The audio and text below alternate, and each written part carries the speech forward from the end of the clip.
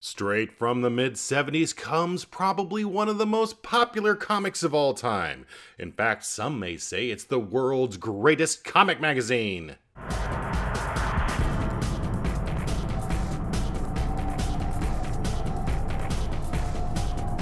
Welcome to Kevin's Commentary on Comics. Today we start a two-part look at the Fantastic Four issues number 164 and 165. Now, why did I pick these two issues to talk about? Well, they feature a guest artist who went on to become a regular artist and basically a superstar in the comics world. That person is none other than George Perez, and it's amazing to look at his artwork even back then. It was perfection. Did the guy ever put out anything bad? Usually artists kind of start out a little rough until they find their stride.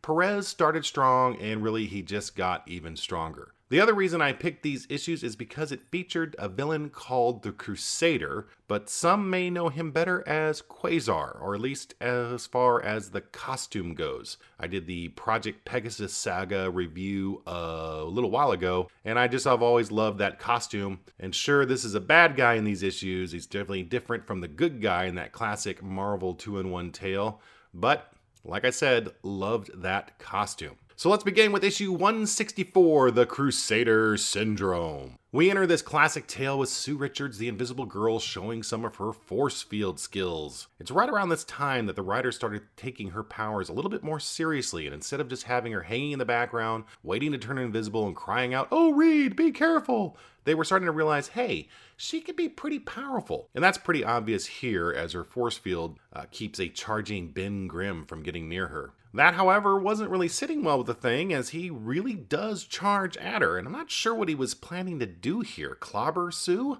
Still, she manages to duck and Ben flies into the wall. Then she does her classic invisibility thing, but also turns Ben invisible too. Now, I've seen her use this trick before where she turns other people invisible, but is that really a great tactic? Would it really be that hard to move and to function even if you couldn't see your feet or your hands or whatever? I don't know, but it did sure confuse Ben. Now, as ugly as that little mock battle may have been for the Thing, it's nothing compared to this outfit Johnny is sporting for a big date he has. Wow.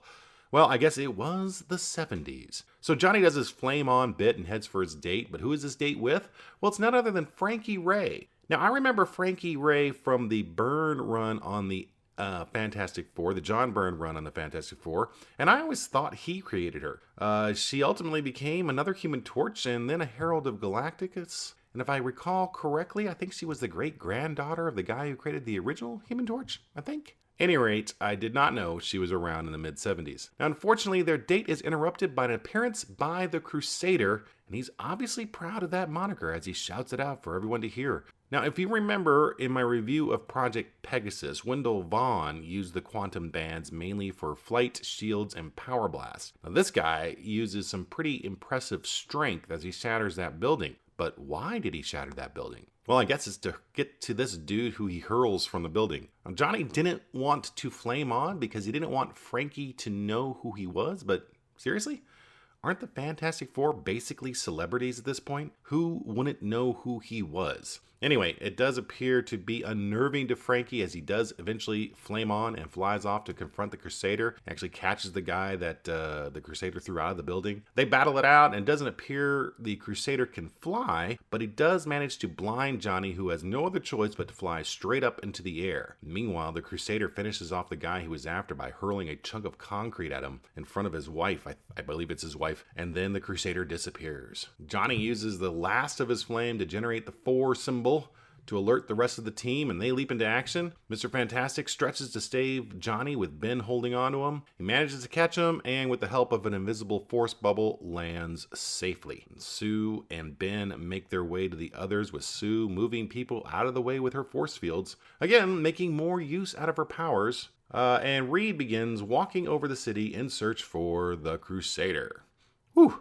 This is a nice book. Not sure if the Crusader is actually hanging out there in this panel invisibly, or if it's just kind of a artistic effect. It's nice either way. So I'm Kevin, and that was my commentary. We'll look at issue 165 next time, but before we do, what did you think about this? Perez's art is just spectacular. spectacular. I love it. He and John Byrne were the true rulers of the late 70s and early 80s. Now maybe I like the Crusader Quasar costume so much because Perez drew it. I don't know. There's something about those short sleeves of the cape that looks cool to me.